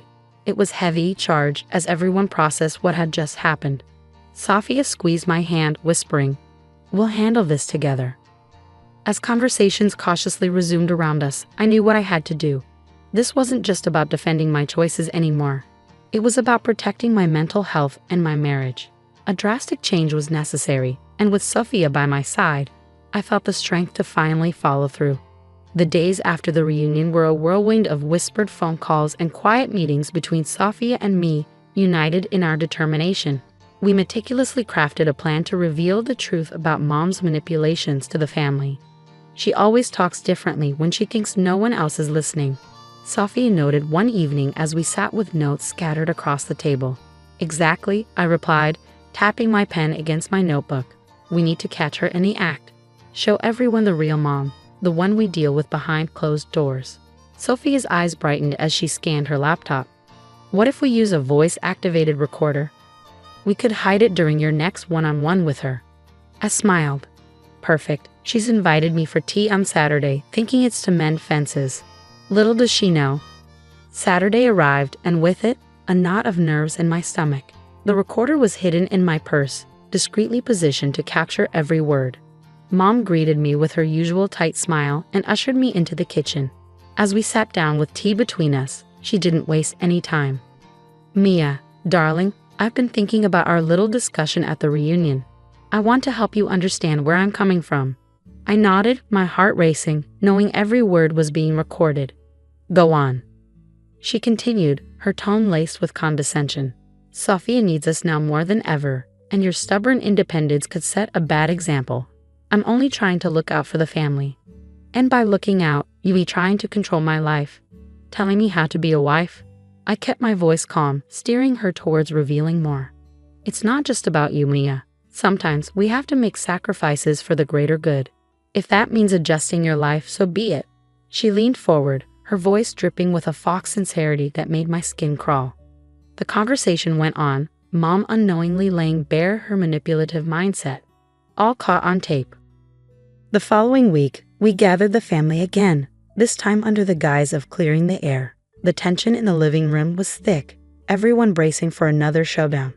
But this time, Sophia and I were in control. Thank you all for coming, I began, standing with Sophia by my side. We believe it's important for everyone to see the full picture of what's been happening. I pressed play on the recorder and Mom's voice filled the room. Her cold words, her manipulation, the calculated way she tried to control my life, it was all laid bare. As the recording ended, the room erupted in murmurs of disbelief. Mom's face paled, her usual composure shattered. Is this true? You've been manipulating your daughters like this? Aunt Marie asked, her tone filled with disbelief. Mom stammered, her eyes darting to the shocked and disappointed faces around her. I was just trying to. No, Mom, you were caught, Sophia said, her voice unwavering. This is who you are, and it's why things need to change. As the family absorbed the revelation, their murmurs grew louder. One by one, they began sharing their own feelings, perspectives that had been suppressed for years. Sophia and I exchanged a glance. It was done. The truth had been revealed, not to punish, but to protect and heal. The path forward wouldn't be easy, but it was necessary. The bonds between us, once strained by manipulation, could now be rebuilt on a foundation of honesty and courage. As the echoes of the recording faded, the room felt charged, waiting for Mom to respond. She stood visibly shaken, her usual poise crumbling under the weight of her exposed actions. I did it for the family, she stammered, her voice thin and unsteady. To keep us together, to make us strong. Uncle John shook his head, his face etched with disbelief. That's not strength, that's control. Manipulating Mia and Sophia doesn't keep the family together. It tears it apart.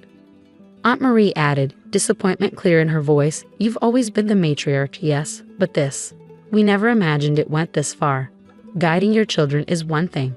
Controlling their lives is another. Mom's eyes darted around the room, seeking an ally, but found none. Even Sophia, her once staunch supporter, stood firmly by my side.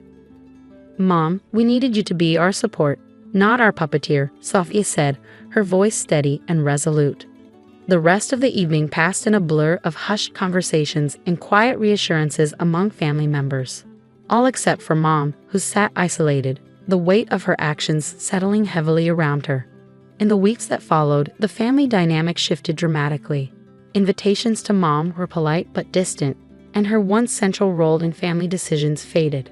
She was invited out of courtesy, not desire, her influence now reduced to mere formality. During this time, Sophia and I grew closer, rebuilding the relationship that Mom had almost destroyed. We spent hours sharing our thoughts, fears, and hopes for the future, laying the groundwork for a bond no longer defined by rivalry or manipulation. One evening, as my husband and I hosted a small dinner with Sophia, he raised his glass, a light smile on his face. To new beginnings and to family, the kind we build on trust and support, not manipulation. I'll drink to that, I said, clinking glasses with him, then with Sophia. We've been through a storm, but we're here, stronger and together. Sophia nodded, the candlelight reflecting in her eyes. It's strange how things turned out, but I'm grateful. We could have lost so much more if not for the truth. As the night wore on, we talked about healing, not just for ourselves, but for Mom too, if she ever sought it sincerely. For now, though, it was about us, about setting the foundation for a future where manipulation held no sway. The ordeal had not only mended my relationship with Sophia, but also strengthened my marriage. My husband and I understood each other better now, our commitment deepened by the challenges we had faced together. We had weathered the storm and emerged with a resilience and clarity that bound us even closer. Hey, I'm Sarah, a 28-year-old graphic designer with a passion for creativity and a baby on the way. Right now, I'm standing in my living room, surrounded by a sea of yellow and green decorations. My best friend, Emily, is up on a ladder, hanging the last of the welcome baby banners. Emily, you're a lifesaver, I call out, rubbing my very pregnant belly. I don't know how I have pulled off this gender-neutral baby shower without you. She grins down at me. That's what best friends are for, Mama. Plus, you know I love driving your mother-in-law crazy with all this yellow and green. I laugh, rolling my eyes. Oh God, don't remind me. Linda's been texting me nonstop about the baby's gender. If I get one more old wives' tale from her about how to tell if it's a boy or girl, I'm going to lose it. Right on cue, my phone buzzes. I glance at it and groan. Speak of the devil. Is it her again? Emily asks, climbing down the ladder. I nod, showing her the screen. Now she wants to know if I'm craving salty or sweet. Apparently, that's a foolproof way to tell. Emily rolls her eyes. That woman needs a new hobby. Tell me about it, I sigh, tossing my phone aside. Mark's trying to run interference, but you know how she is. As if on cue, my husband Mark walks in, looking a little frazzled. Hey babe, the nursery's all set up. My dad's bringing the last piece of furniture later. Thanks, hun. How's your mom doing with all this? I ask. He runs a hand through his hair, looking exhausted. Persistent as ever, but don't worry. I've told her 100 times we're keeping it a surprise. Good luck with that, Emily snorts, just as the doorbell rings. It's my parents, Robert and Carol, their arms loaded with gifts and snacks. Sweetie, the place looks fantastic. Robert beams, setting down the boxes. Your mother's right, you've done an amazing job. As we chat, Mark's phone rings. He glances at the screen and sighs. It's Mom again. I better take this. He steps outside, and through the door, I can hear him trying to calm Linda down. Emily sidles up to me smirking. $10 says she's trying to get him to spill the beans about the baby's gender. I shake my head. No bet. That's a sucker's game. As the day goes on and more friends and family arrive, the house buzzes with excitement. But I can't shake the nagging feeling that Linda's up to something. Every time Mark's phone rings, I tense up. Later that night, as Mark and I are getting ready for bed, I finally bring it up. Hun, is your mom okay? She seems extra intense about the whole gender thing. Mark sighs, pulling me close. You know how she is. She just wants to be involved. But don't worry, I've got it under control. I nod, trying to believe him, but as I drift off to sleep, I can't help but wonder what Linda might have up her sleeve for tomorrow. The morning of the baby shower arrives, and I wake up feeling a mix of excitement and nerves. As I'm getting ready, Mark walks in, looking anxious. Hey, you okay? I ask. You look like you've seen a ghost. He rubs his hand through his hair. Just got off the phone with my mom. She's acting weirder than usual. She kept talking about having a big surprise for us. I don't like the sound of that. I try to brush it off, but the unease lingers as the guests begin arriving. This spread looks amazing, my friend Rachel exclaims, eyeing the buffet. Thanks, Emily really outdid herself, I say, feeling proud. But just then, Emily rushes over, looking flustered. Sarah, we've got a problem. The cake decorator mixed up the order. The cake says it's a boy. What? No, this can't be happening. Don't worry, I've got a plan, Emily assures me. We'll just scrape off the boy part and replace it with baby. Crisis averted. As we're dealing with the cake disaster, the doorbell rings. Mark goes to answer it, and I hear his shocked voice from the hallway. Mom? What is all this? I turn to see Linda barging in, flanked by a small crowd of people I don't recognize. She's holding a bouquet of blue balloons, and there's a man in a white coat beside her. Surprise, darling, Linda announces, practically glowing. I've brought the party to you. What's going on, Linda? I ask, my voice shaking slightly. Well, since you two are being so stubborn about keeping the gender a secret, I decided to take matters into my own hands. Everyone, I'd like you to meet Dr. Thompson, sonogram expert extraordinaire. The man in the white coat gives an awkward wave. Mom, what are you doing? Mark hisses, mortified. I'm revealing the truth, dear, Linda declares proudly. It's a boy, and I have the proof. She pulls out a folder and waves it around for everyone to see. I have the latest sonogram pictures right here, Linda says triumphantly, holding up a folder. Dr. Thompson will examine them and confirm what I already know. I feel my face burning with a mix of anger and embarrassment. Linda, that's enough. This is our baby, our choice. You have no right. Oh, pish posh, Linda interrupts, waving her hand dismissively. I'm the grandmother. I have every right to know. Before I can respond, Emily steps in, trying to smooth things over. Hey everyone, why don't we move on to some fun baby shower games? I've got a great one where we guess the baby's birthday. But Linda isn't having it. She marches straight to Dr. Thompson and thrusts the folder into his hands. Go on, doctor, tell them what you see. The poor man looks mortified. I'm not sure I should. Of course you should. Linda insists. I paid you good money for this. The room collectively gasps, and I see Mark's face turn pale. You did what? Linda realizes her slip-up too late. Oh, fine. Yes, I paid him, she huffs, then adds, and I've been talking to your obstetrician too, Sarah, trying to get the truth out of her. But she wouldn't budge, even when I offered a very generous donation. My stomach churns. You tried to bribe my doctor. Linda, that's illegal. Chaos erupts. Mark is in a heated argument with his mother, voices overlapping. How could you do this, Mom? This is a complete violation of our privacy. I was just trying to help. You two are being ridiculous with all this secrecy. I can't take it anymore.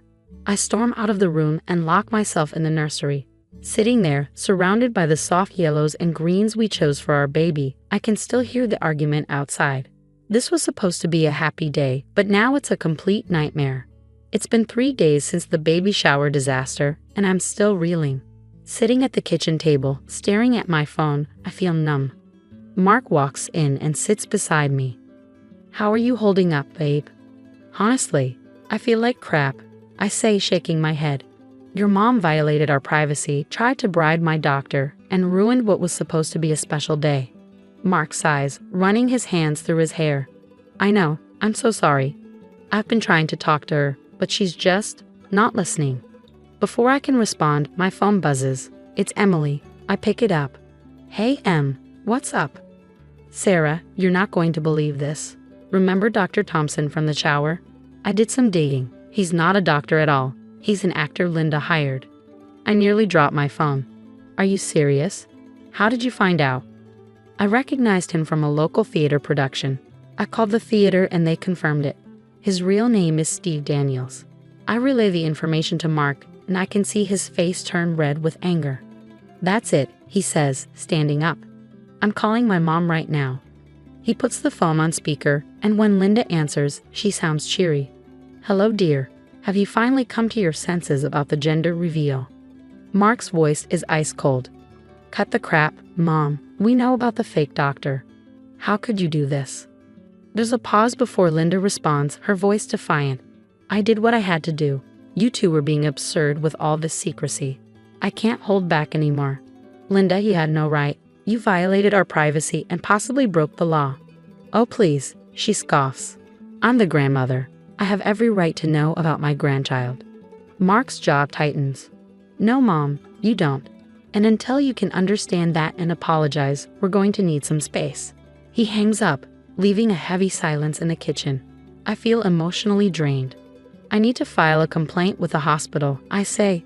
If she tried to bribe my doctor, who knows what information she might have gotten. Mark nods. I'll go with you. We need to get to the bottom of this.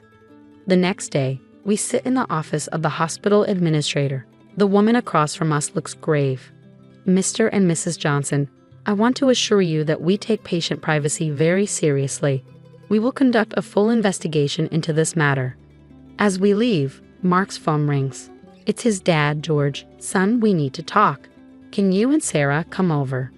When we arrive at Mark's childhood home, George looks tired and upset. I'm so sorry, both of you, he says, leading us to his study. There's something I need to show you. He pulls out a box filled with papers. Your mother? This isn't the first time she's done something like this. I've been keeping track over the years. She's always had trouble respecting boundaries, especially when it comes to family. Mark looks stunned. Dad, why didn't you ever say anything? George sighs heavily. I thought I could manage her behavior, but after what happened at the shower, I realize I've been enabling her. It's time for this to stop. He hands us the box. Inside are letters, emails, and even legal documents detailing Linda's past manipulations. There was an incident with your cousin Jenny's wedding, George explains. Linda tried to change the venue without telling anyone because she didn't like the original choice. And when your brother Tom was applying to colleges, Linda submitted applications in Tom's name to schools he didn't even want to attend. I feel a mix of vindication and sadness wash over me. George, thank you for showing us this. It helps to know we're not alone in dealing with her behavior. Mark puts his arm around me, his voice steady with resolve. We're going to get through this, Sarah, together. And we're going to make sure our baby is protected from this kind of manipulation. After reviewing the evidence George provided, Mark and I sit in our living room, discussing our next move. I can't believe it's come to this, but I know what needs to be done. I think we need to take legal action. Mark nods, determination etched on his face. You're right, we need to protect our family. I'll call a lawyer first thing tomorrow. The following day, we're sitting in Attorney Johnson's office. After listening to our story, she leans forward, her tone serious. Based on what you've told me, we have grounds for a restraining order and possibly charges for invasion of privacy and harassment. What about the hospital?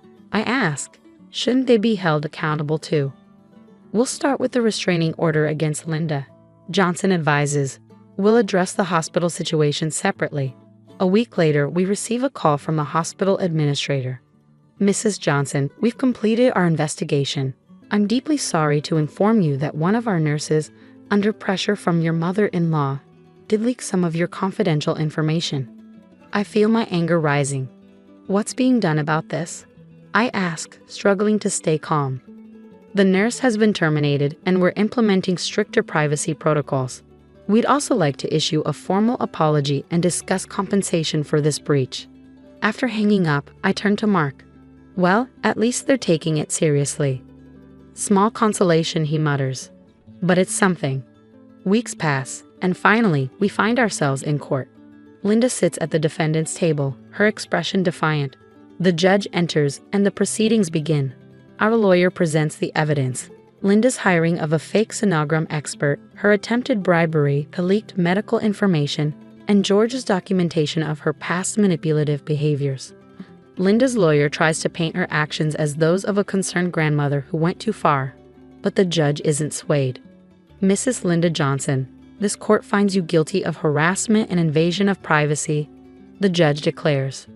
You are hereby fined $10,000 and ordered to attend mandatory therapy sessions to address your controlling behavior. I squeeze Mark's hand as the judge continues. Furthermore, a restraining order is granted. You are to have no contact with Sarah and Mark Johnson unless they initiate it. As we leave the courthouse, Mark turns to me, his eyes filled with remorse. Sarah, I'm so sorry. I should have stood up to her years ago. From now on, our family comes first. Always. I take his hand, feeling the strength of our bond. We're in this together, Mark. We'll get through it. Months pass, and the big day finally arrives. I'm in the delivery room, Mark by my side, when our beautiful baby boy enters the world. As I hold him for the first time, all the struggles and heartache fade away. He's perfect, Sarah, Mark whispers, awe in his voice. Absolutely perfect. George beams as he cradles his grandson. He's got your eyes, Sarah, he says proudly, and Mark's nose. Emily adds with a laugh, he's a perfect blend of you both. As our friends and family celebrate with us, I look at Mark and our son, feeling a deep sense of peace and strength. We've been through so much, but we've come out stronger, ready to protect our little family from any toxic influences. Now, I have a question for you. If you were in my shoes, would you ever consider forgiving Linda and allowing her back into your child's life? Or do you think some actions are truly unforgivable when it comes to protecting your family? Hi, I'm Linda, I say, taking a sip of coffee, a 40-year-old self-made woman. Growing up, I always knew I wasn't the favorite in the family. My younger brother John was the star in my parents' eyes from the start. They doted on him, gave him everything he wanted, while I felt more like a guest in our home than their daughter. I glance at Maggie, my best friend, who sits across from me at the kitchen table. I remember one Christmas, John got the latest gaming console and I got a sweater. I laughed bitterly. It was like they didn't even see me. Maggie frowns, her voice soft. That's so unfair, Linda. It must have been hard, feeling invisible. It was, I say, my eyes drifting to the quiet street outside. That's why I left as soon as I turned 18. I knew I had to build something for myself. And I did. I smile, remembering the years of hard work. Every paycheck, every promotion, I saved and climbed my way up. This house, I gesture around, it's modest, but it's mine. It's proof I can stand on my own. Meanwhile, John's life couldn't be more different. Despite all the coddling, he dropped out of college, drifted from one failed venture to another. Now, jobless and with children from different partners, he's moved back in with our parents, relying on their constant bailouts. Maggie shakes her head, a mix of sympathy and frustration on her face. Let me guess, they're still making excuses for him. Exactly, I sigh, the familiar bitterness rising in my chest. It's always about how John needs more help, more chances. They never stop to think that maybe it's their endless rescuing that's kept him from growing up. Our conversation is interrupted by the ringing of my phone. I glance at the screen. It's Mom. I brace myself before answering, already knowing what this call is about. Linda, we need to talk about John. Mom begins, her voice tense. He's gotten himself into trouble with child support. He owes over $3,000, and if he doesn't pay, he could go to jail. And you're calling me because I ask, though I already know the answer. We need your help, Linda, she pleads.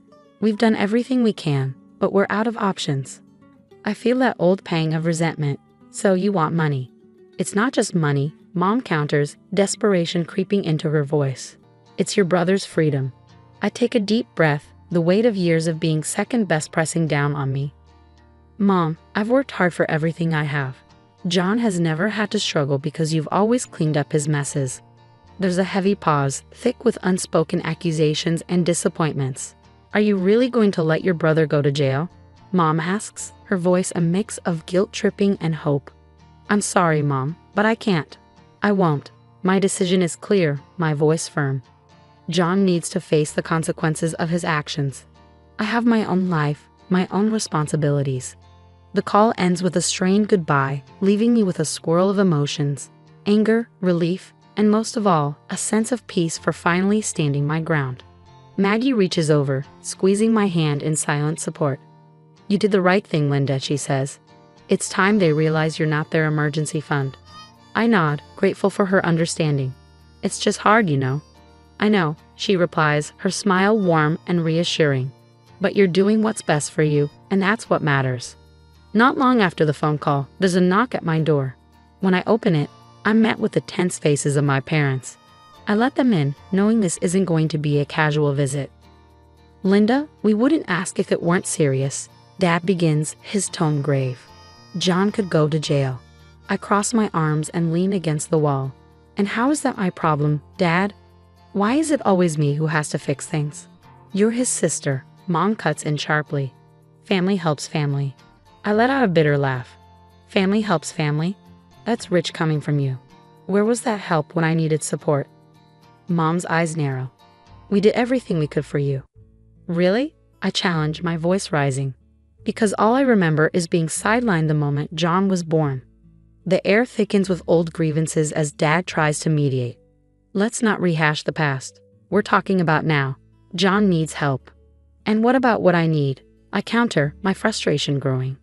I've been saving that money to pay off my house for my future, something I've built on my own. Dad's voice softens.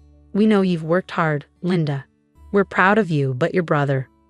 Stop, I interrupt, anger surging. It's always about John. What about me? Don't I deserve to feel secure in my own life?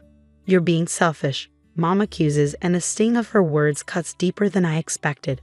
After all we've done for you. All you've done? I snap. You mean ignoring me unless it was convenient? You've never once considered what I might need. The conversation escalates quickly, voices rising, emotions raw. You want me to bail him out? Just hand over the money I've worked years for. No, I won't do it. We're still your family, Linda, Dad says, disappointment etched in his face. How can you turn your back on us? I stare at them, my heart pounding. How many times did you turn your back on me when I needed you? Where were you?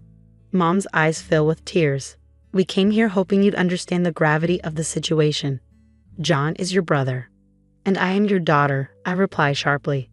But that never seemed to matter much unless it was convenient for you, I added, my voice heavy with the weight of unspoken truths. A painful silence followed, thick with the tension of everything that had gone unsaid for years. Finally, Dad broke the quiet, his voice low and measured. So you won't help? I can't. I won't, I reply, standing firm. I have my own life to think about. It's time John learns to deal with his own problems. Mom's eyes flash with a mix of disbelief and anger. You'll regret this, Linda. You're choosing money over your own family. It's not about the money. It's about respect, something I've never really gotten from you. This is where I draw the line. After my parents left, the house felt eerily silent, like the calm after a storm. But I knew this quiet wouldn't last. The real tempest, the gossip, the family opinions was still brewing. It didn't take long for the news of our confrontation to ripple through the family. Calls and messages started flooding in, each one reminding me of the divide my decision had caused. Some relatives were quick to criticize, echoing my parents' disappointment. How could you refuse to help your own brother? One aunt scolded over the phone, her words sharp and laced with judgment. meant to guilt me into reconsidering. But amid the disapproval, there were also voices of support. Maggie, ever steadfast, rallied our circle of friends.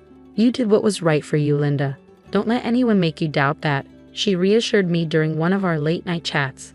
Then there was my cousin Lucas, a distant relative who had always seemed to understand the family dynamics better than most. One evening, I received a text from him. "I heard what happened. It's about time someone stood up to them." His support was unexpected but welcome, a reminder that I wasn't alone in recognizing the toxic patterns that had plagued our family for years. As the days turned into weeks, the initial barrage of calls and messages began to wane, but the tension within the family lingered. I attended a family gathering knowing well the kind of reception I might face. Walking into the room felt like stepping onto a battlefield. Eyes tracked my every move, and whispers barely concealed themselves throughout the event. Lucas stayed by my side, his presence a quiet pillar of strength. "You're handling this better than most would," he mentioned as we stood off to the side, away from the crowd. "I have to," I replied, "for my own peace." In the weeks following the family gathering, I focused on building a healthier, more balanced life. I knew that maintaining the boundaries I had set with my family would be crucial, not just for my peace of mind, but for my own growth. I started therapy, a decision sparked by the resurfacing feelings of guilt and abandonment after the confrontation with my parents. Sitting in a therapist's office, I opened up about my childhood, the favoritism, the neglect, and how it had shaped my relationships. "It sounds like you've always been the responsible one, the one who had to take care of herself," my therapist noted, her voice gentle but probing. "That's exactly it," I said, the realization dawning on me. And when I finally said no, it felt like I was breaking some unspoken family rule. "We often internalize these roles," she explained, "but breaking free from them can lead to significant personal growth." Her words were empowering, helping me understand that my worth wasn't tied to how much I sacrificed for others, especially when those sacrifices were never reciprocated. Meanwhile, John's situation worsened. Without my financial help, my parents, desperate to protect him from the consequences of their lifelong enabling, scrambled for alternatives. They tried setting up fundraisers, reached out to distant relatives, and even considered taking out loans. I heard about their struggles through Lucas, who kept in touch regularly. "They're really doing everything they can to avoid letting John face the real consequences," he said during one of our calls. One afternoon, I met Maggie for lunch at a cozy cafe, a small haven from the bustling city. We talked about everything from work to personal growth. But inevitably, the conversation turned back to my family. "You seem different, Jess," Maggie observed, her eyes thoughtful. "More at peace." "Maybe," I smiled, feeling the truth of her words. "I am. It's been tough, but setting these boundaries has been one of the best decisions I've ever made. I'm finally prioritizing myself." "That's wonderful to hear," Maggie said, her smile wide and genuine. "You deserve this peace, Jess. You've earned it." Months have passed since I firmly established boundaries with my family, and life has gradually settled into a new, healthier rhythm. I took a significant step towards securing my future by legally documenting my decision not to be financially responsible for my parents or John. This wasn't just about protecting my assets, it was a statement of independence and a commitment to prioritizing my own well-being. Despite these safeguards, news of John's ongoing struggles and my parents' worsening financial and health issues still made its way to me, mostly through Lucas, who remained my connection to the family dynamics without pulling me back into old, unhealthy patterns. One evening, I hosted a small gathering at my home. The room was filled with warmth and laughter, a stark contrast to the family gatherings I used to dread. Surrounded by the friends and allies who had supported me through my hardest moments, I felt immense gratitude. Maggie, ever the supportive friend, raised her glass during a toast. "To Linda, for showing us the strength it takes to choose oneself, even when it's hard." The room echoed with cheers, and I felt a surge of pride. These people, my chosen family, understood my journey, respected my decisions, and celebrated my victories as their own. They had been there through the setbacks and challenges, offering comfort and solidarity. As the evening wound down, I found myself at my favorite spot by the window, gazing out at the city lights. The peaceful night offered the perfect backdrop for reflection. I thought about the boundaries I had set and the sense of peace they had brought into my life. It's true what they say, sometimes the hardest boundaries to establish are the ones that ultimately set us free.